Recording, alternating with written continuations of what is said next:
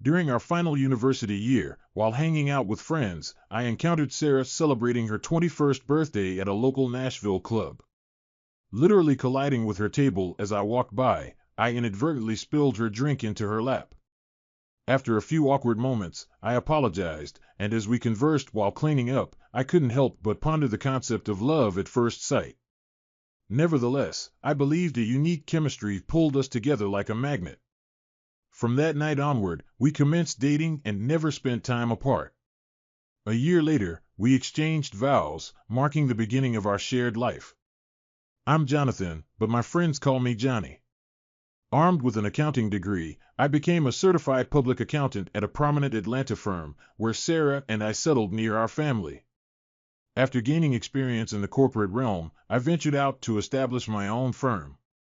Sarah, holding a business administration degree, supported me during the initial 2 years until the joyous news of our daughter Angel's impending arrival.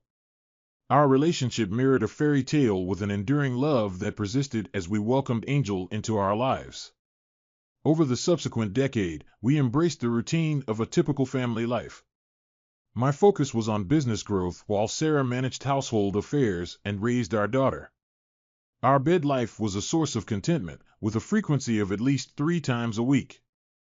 Describing our connection as pure love, our feelings were deep and sensual, avoiding experimentation or intense encounters out of mutual respect. We found joy in our shared experiences. Sarah found pleasure in lingual stimulation, a preference I gladly fulfilled, though she reserved lingual pleasure for special occasions, happening less than 10 times during our marriage. Content with our life, I refrained from pressuring her, cherishing the harmony in our relationship. Sarah's constant attentiveness, evident from the day we exchanged vows, manifested in kisses, hugs, and shared moments whenever we were together. The incredible closeness in our marriage filled every second with love. Despite friends' initial skepticism, claiming our affection wouldn't endure, they eventually recognized the uniqueness of our bond. After a decade, when Angel turned 10, Sarah expressed her desire to return to work. With Angel's established routine and daily return from school at 3:30 p.m., Sarah conveyed her reluctance to stay at home daily, expressing a yearning to rejoin the workforce. After extensive discussions, we reached an agreement and formulated a plan to ensure Angel received the attention a 10-year-old girl needed.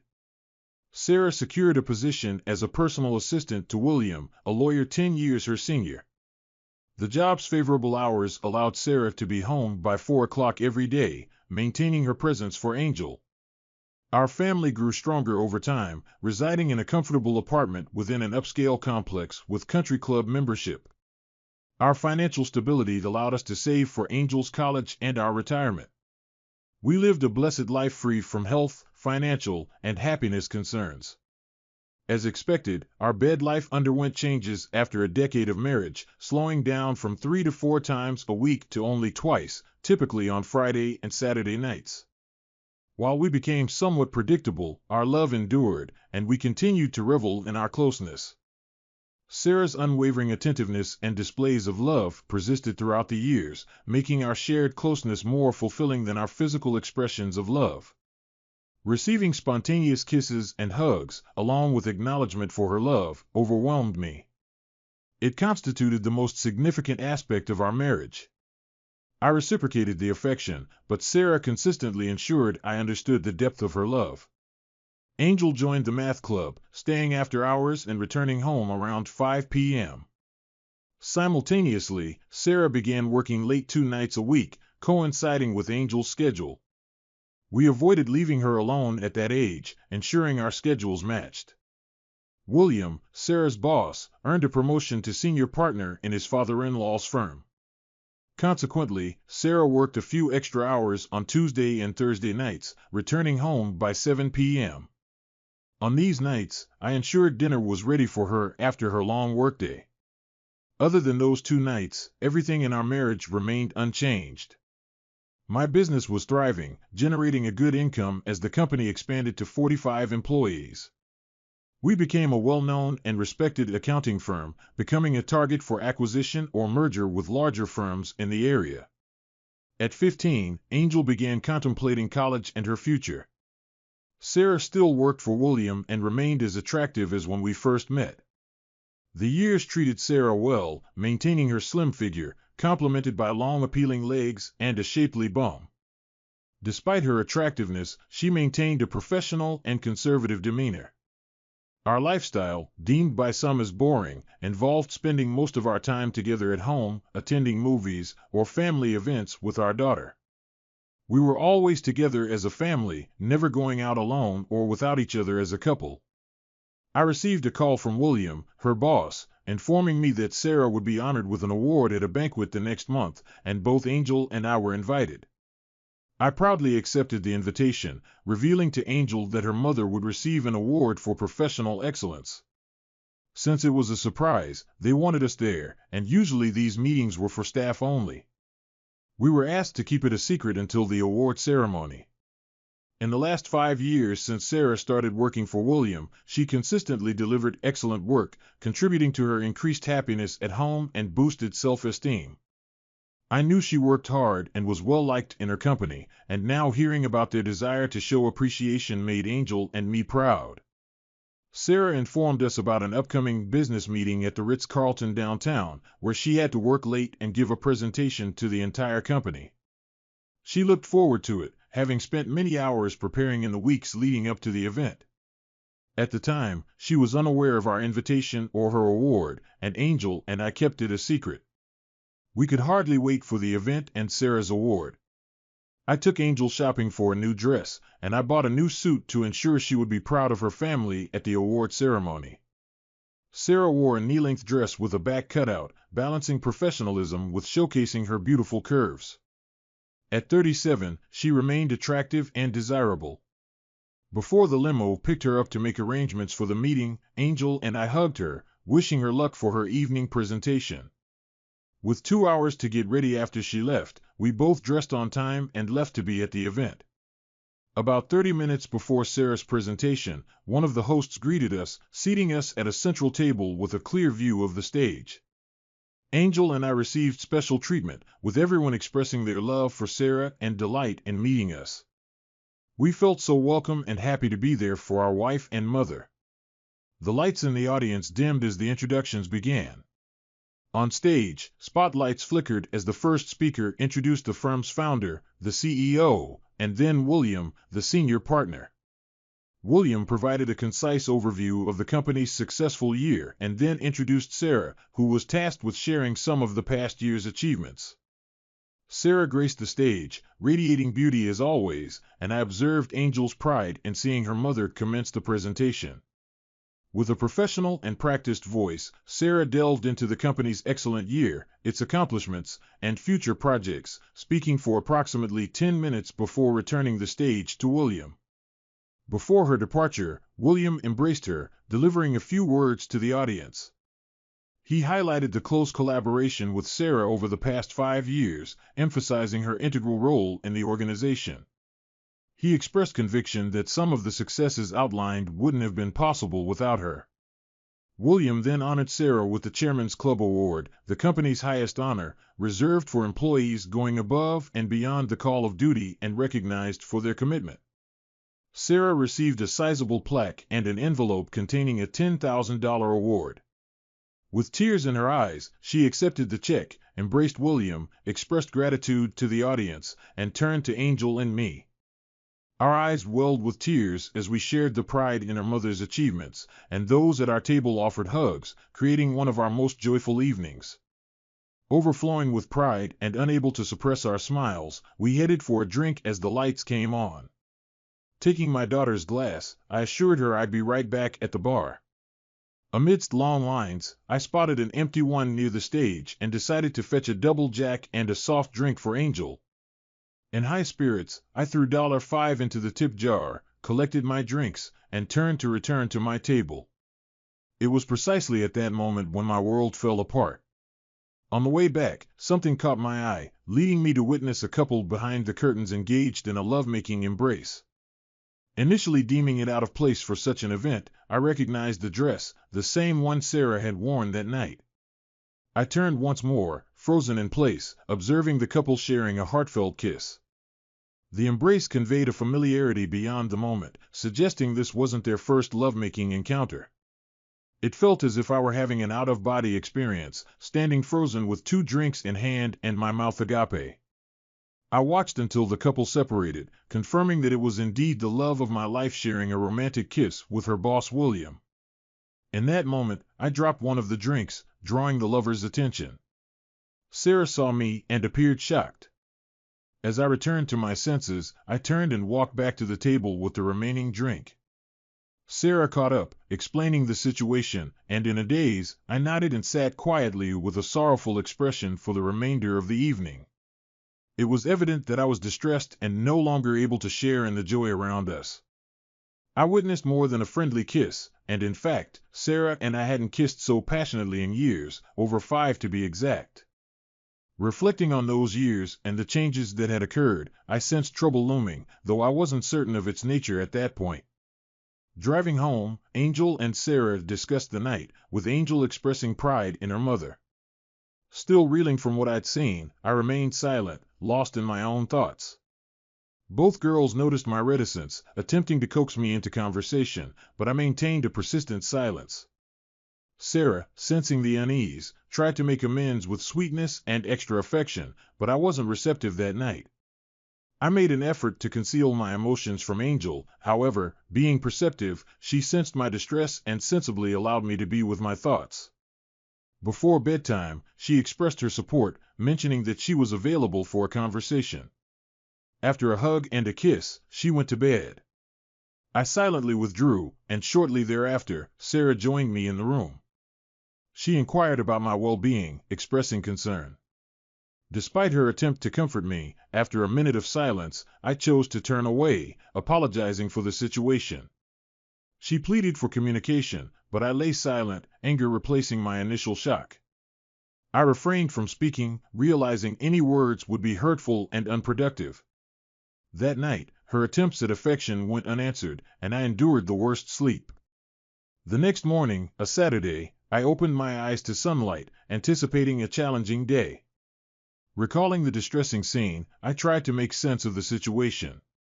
Climbing out of bed, I went to the bathroom, washed, and brushed my teeth. Returning to the bedroom, Sarah sat up in bed, watching me and trying to act normal. "Good morning, sweetheart. Did you sleep well?" she asked, as if nothing had happened.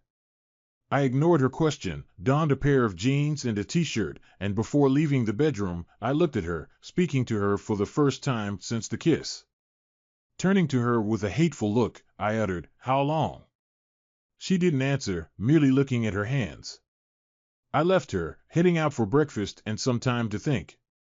Ending the conversation feeling a little distraught, I anticipated changes and dreaded hearing what she was going to tell me about her affair. She knew she had to tell me the truth because she knew if she lied, I'd know. Sarah and I had been very close, and she had never given me any reason to believe that she wanted another man. I hadn't noticed any change in her closeness, and she still hugged and kissed me all the time. How can she act like that when she's having an affair? I mean, if she's with him, how can she show me all this love? Can the woman I love really have an affair with William? I glanced at the clock, aware that Angel was supposed to be at school for math club by 1 p.m. Realizing it was time to face it, I drove home and found Sarah on the patio with a cup of coffee, staring out at the lake. Without saying a word, I poured myself a cup, sat down next to her, and asked her those 2 words again, "How long?" After a few minutes of silence, I noticed tears running down Sarah's face. The revelation that followed sent a shiver down my spine and caused a stomachache so intense that I almost felt nauseous. In a soft, tearful voice, she mentioned a span of 3 years. I inquired, seeking confirmation, and she affirmed, mentioning the nights I worked late. "Yes," she whispered. I sat in silence for a few minutes before finally breaking it.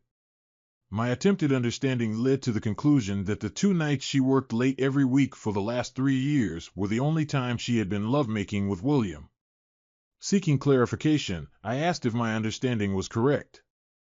She affirmed, stating they had never engaged in such activities anywhere else and expressing a desire to explain more when given the chance. I expressed my response, urging her to withhold any explanations. She had just disclosed her involvement with her boss 2 nights a week for the past 3 years. The arithmetic was simple, over 300 instances, assuming a minimum of twice a night. I confronted Sarah, emphasizing the gravity of her actions, over 500 times of betrayal behind my back. I questioned the possibility of any man enduring such knowledge. Tears streamed down her face onto her lap as I continued. The depth of my hurt unfolded as I reflected on the potential mockery they shared, picturing them laughing at my ignorance. Expressing my gratitude with bitter sarcasm, I acknowledged the profound humiliation and intentional pain she inflicted. The person I believed loved me had betrayed our marriage and shattered my heart, an unexpected and devastating revelation that left me profoundly wounded. She insisted, saying it wasn't as it seemed. I didn't buy it. Disrupting her attempt to explain, I instructed her to be silent. Ignoring her pleas, I stood up and left the porch. As she remained seated, crying and begging for me to stay, I maintained a composed exterior. However, internally, I felt an explosion of emotions. To gain control over my turbulent feelings, I went for a ride. The sense of betrayal was unfamiliar and overwhelming, and I needed time to process her words and decide on my course of action. I needed to talk to someone, and the only family I had left was my brother Tony. We were very close growing up, but we took different paths in life. Tony spent 5 years in a federal prison for medication trafficking and moved in dangerous circles. By comparison, I was a churchgoer, an accountant who paid too much in taxes, and didn't even have a parking ticket. Tony and I didn't talk very often, but growing up, Tony always looked to me for support. I was there for him during his trial, and thanks to my political contacts, was able to get his sentence reduced from the mandatory 20 years to 5 years. That morning, I called him. I inquired about Tony's well-being and caught up with him. Subsequently, I disclosed the challenging situation I was confronting. "Of course, what's up?" he said. I conveyed the difficulty of the situation, disclosing that Sarah had cheated on me and I had just discovered it. Experiencing hurt and pain, I detailed how I was aimlessly driving around and emphasized the necessity of talking to someone. I apologized for burdening him with my problems. "Oh man. I love Sarah and I can't believe she did this." "Do you know who did it yet and what exactly?" he asked. Acknowledging his disbelief and love for Sarah, I admitted that I knew who was involved but lacked all the details. I disclosed that it wasn't a one-time occurrence and expressed a strong desire for revenge against the person responsible. The intense anger I felt even made me contemplate damaging my wife. Tony offered his advice, drawing on the experiences of many friends who had gone through similar situations. He urged me to release my anger by engaging in physical activities like going to the gym or jogging. He emphasized the importance of calming down and allowing him to assist me in navigating through the challenges. Tony encouraged me to confront the situation by gathering all available information and deciding on a course of action. He assured me of his support in executing any plans I formulated, advising me to keep my words minimal and act as normally as possible. He acknowledged the difficulty of the task. Finally, he instructed me to call him the next day with updates, assuring me of his continued assistance. Expressing gratitude, I thanked Tony for his help and conveyed my intention to call him the following day, bringing our conversation to an end. On the drive, I passed a mattress store and had my first idea. I parked in the lot and made the first move. I had no intention of leaving the marriage until Angel was in college, which meant I'd be married for the next 2 years.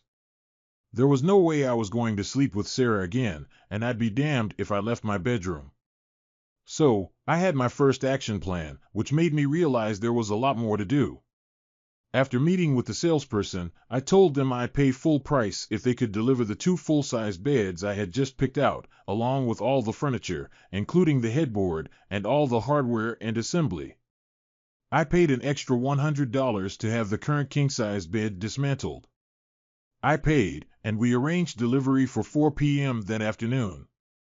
I texted Angel to let her know I'd pick her up, drove to her school, and waited in the parking lot. We went to lunch, and I gently explained to her that there would be some changes in the house in the near future. During our conversation, Angel inquired about the events at dinner the previous night, expressing her awareness that something had occurred. She requested not to be kept in the dark, emphasizing the importance of maintaining the honesty we had always shared. In response, I acknowledged the fairness of her request, recognizing the difficulty of the situation and her right to know. I revealed that I had observed her mother and her boss kissing backstage, offering the perspective that it might have been a congratulatory gesture. I downplayed the significance of the kiss, suggesting it shouldn't be a cause for intense anger. Following my confrontation with her mother, she admitted to having an affair with him for 3 years, a revelation that I found difficult to comprehend. I conveyed that this revelation had forever changed our relationship.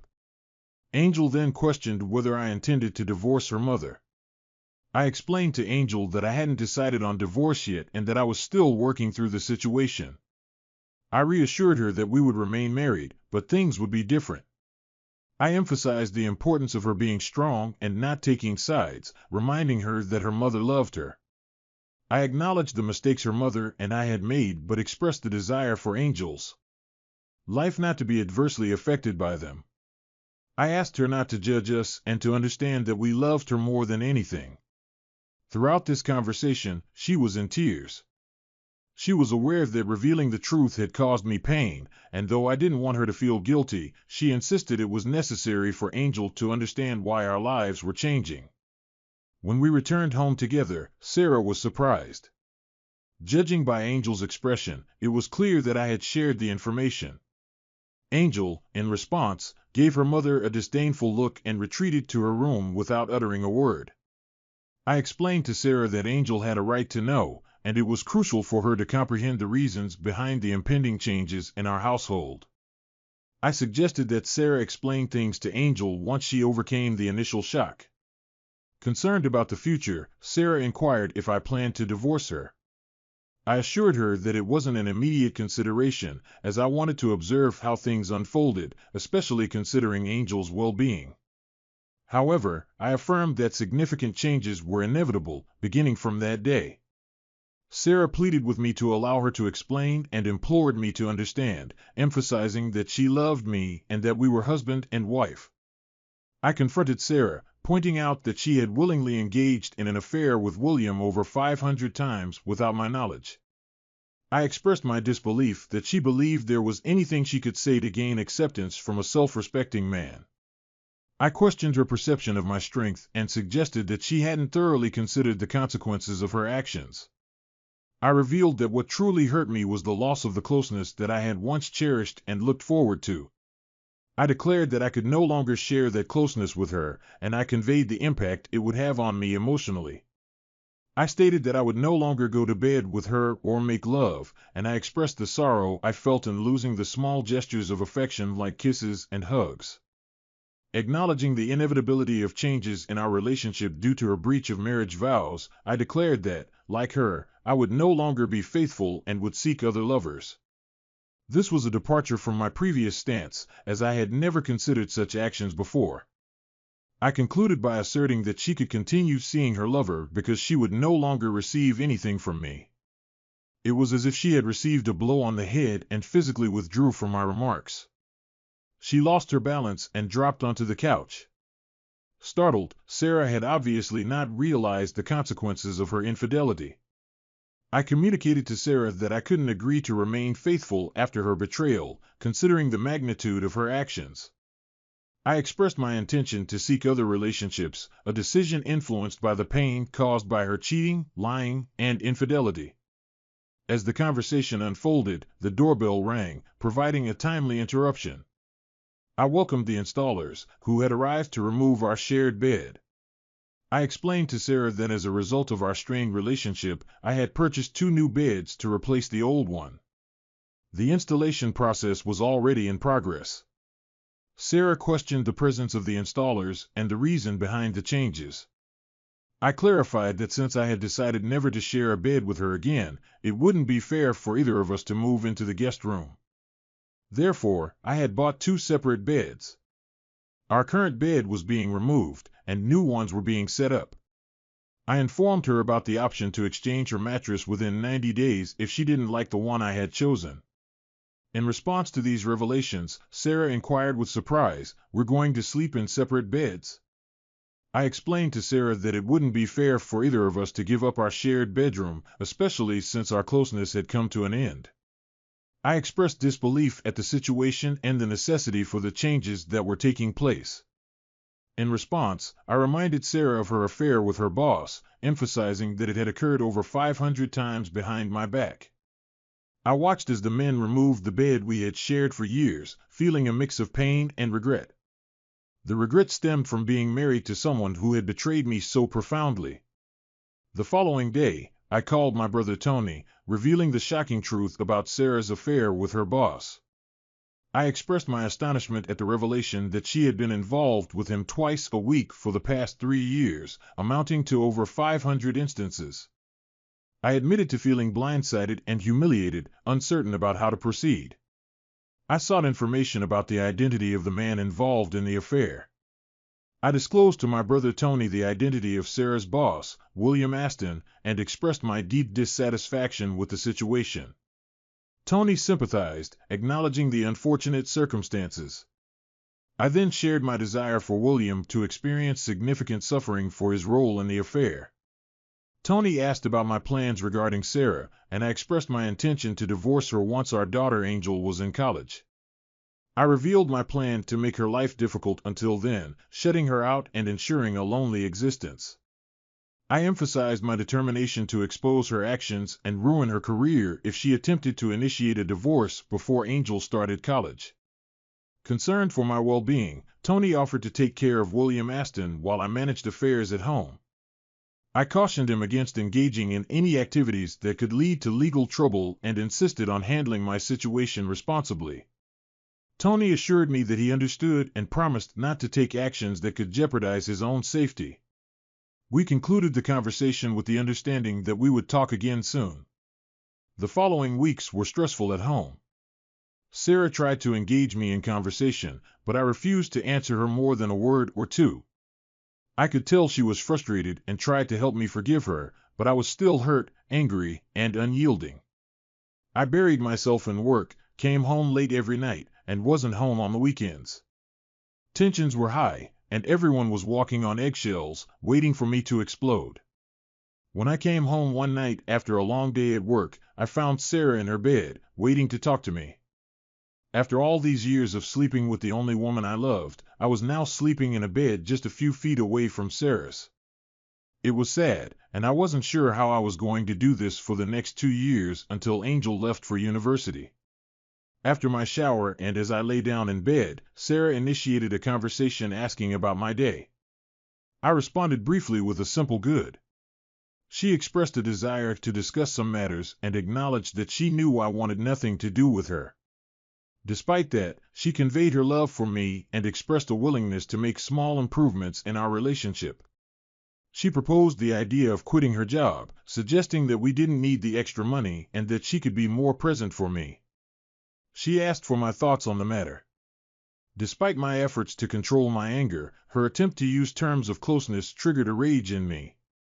I sat up and spoke harshly, expressing indifference to her decisions and urging her to do whatever she wanted with her life. I made it clear that I no longer wanted any romantic involvement with her. Tears welled in my eyes as I conveyed the emotional impact of her actions. As I rolled over and rested my head on the pillow, I heard Sarah sobbing, realizing the depth of the pain I felt. She pleaded for an opportunity to talk, acknowledging the sorrow and regret she felt for her actions. She expressed her continued love for me, the anguish caused by our lack of physical connection, and the heartbreak from the perceived coldness between us. She confessed her uncertainty about how to fix the situation but emphasized her desire to salvage the relationship. Sarah also mentioned the toxic tensions in the house and expressed concern for our daughter Angel, who seemed affected by the strained atmosphere. She suggested the idea of counseling to find a way to coexist without hatred, urging me to consider it for Angel's sake as her departure from the home was imminent.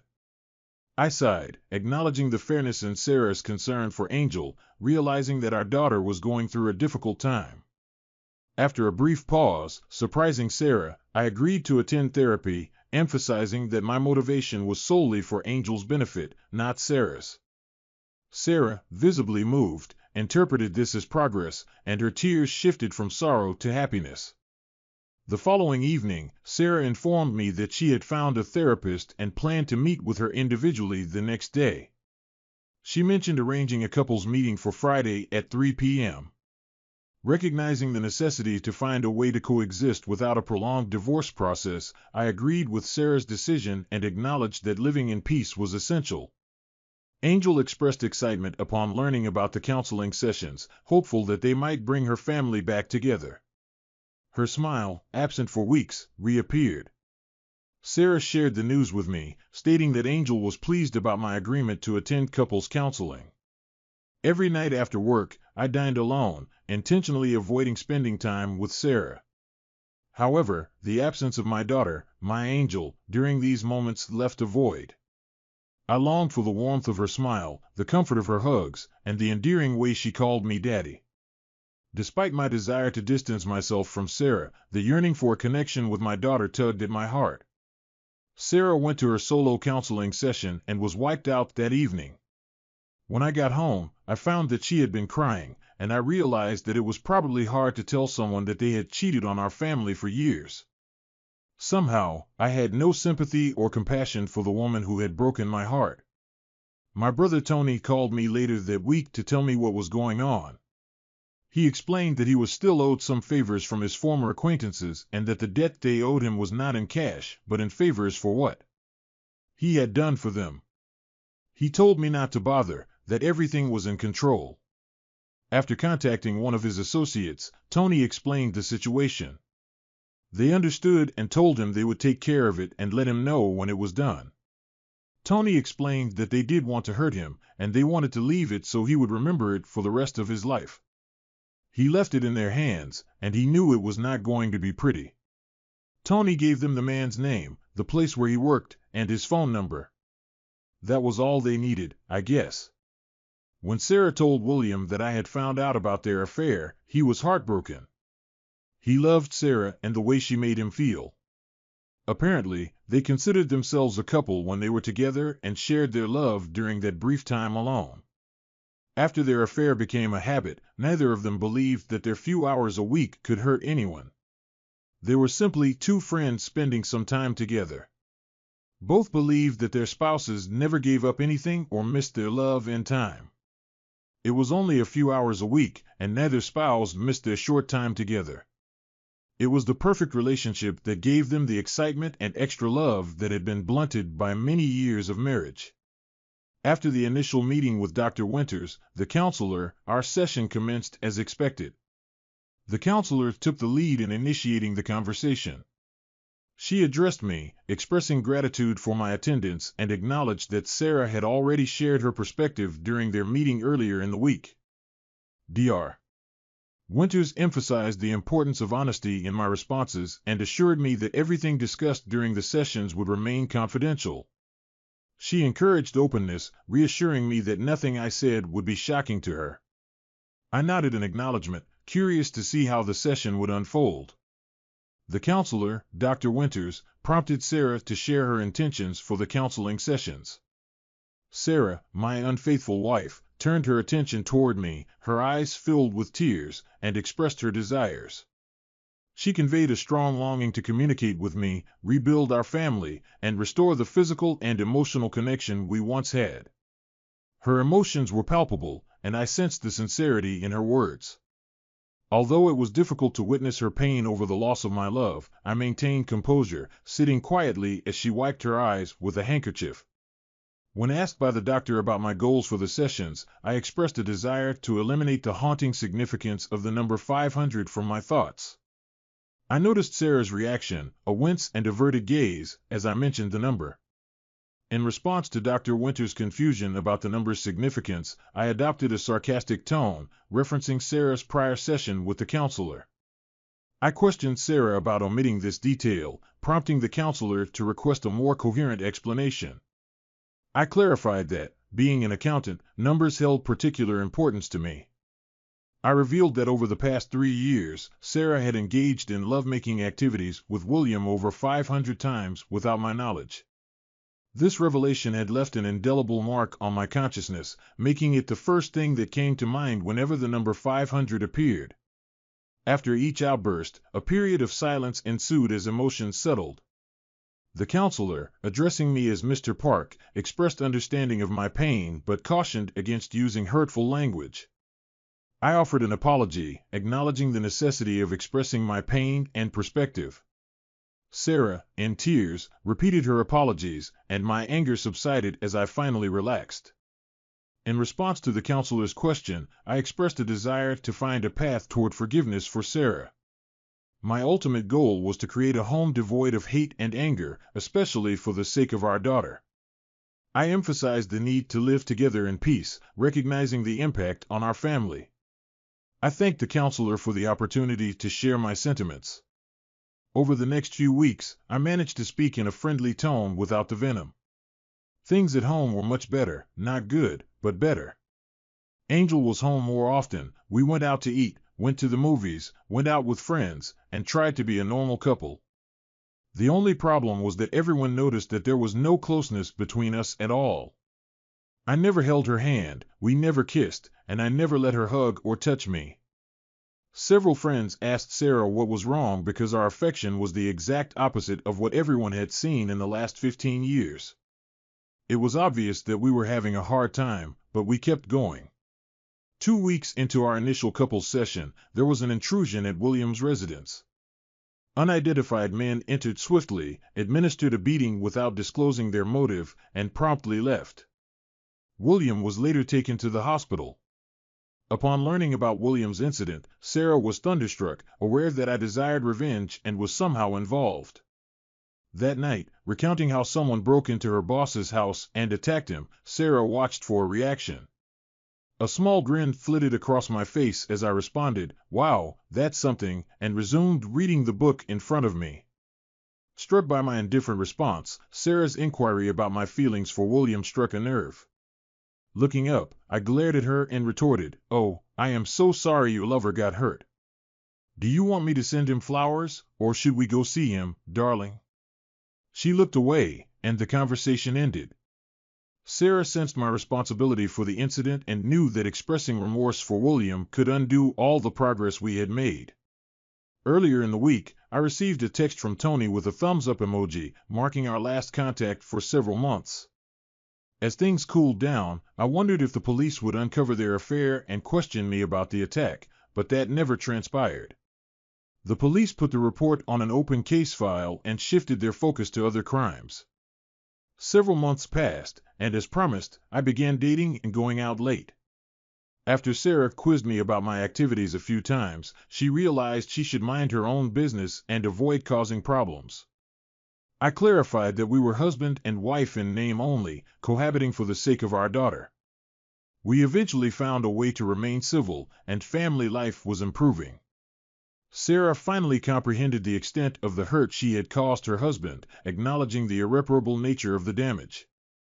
To keep the family intact, I warned her that I would inform her family and friends about her affair and make her life unbearable if she pursued a divorce before Angel left for college. Sarah remained legally married but emotionally alone. She lacked someone to reciprocate the love she once gave through hugs, kisses, and affection, defining her relationships with 2 men. This love was now lost. Despite attending counseling alone, her husband's enjoyment with another woman intensified her sadness. Sarah, driven by vanity, selfishness, and stupidity, had destroyed her marriage and the man she loved. Angel, despite still loving her mother, reminded her that she had brought this upon herself. Every time she complained about her father, Angel would never forgive her mother for hurting her father, but her love for her mother endured. After Angel left for college, I returned home with divorce papers. A year earlier, I had contemplated ruining Sarah's finances, but I opted for an equitable split. Over the last 2 years, I forgave her, but the love I once felt was irretrievably lost. Sarah, unsurprised by the divorce papers, signed them without protest, relieved at the prospect of starting anew. Having learned her lesson, she vowed never to cheat again. The painful divorce from the woman I loved left me full of remorse for the events leading to our separation. I yearned to undo it all or find a way to forgive her, but the memory of the 500 betrayals haunted me. We sold the house and divided the equity. I moved in with Tricia, a dancer 15 years my junior, whom I had been dating. My confidence and happiness restored, I finally found peace. Sarah never abandoned hope for reconciliation and wept for weeks upon learning of my marriage to another woman. Unable to forgive herself for the damage caused by her selfishness and hubris, she dated but never recovered the lost love. Weight gain, faded looks, and bitterness characterized her lonely life. Angel and Sarah maintained closeness, but my communication with Sarah dwindled. She would never relive the love shared with her wonderful husband and bore the pain she inflicted on her loved ones. Ensuring Angel's college was funded, she became a psychologist driven to help others. She now enjoys a happy married life. The lessons learned from this experience are profound, illustrating the lasting impact of a beautiful yet damaging past.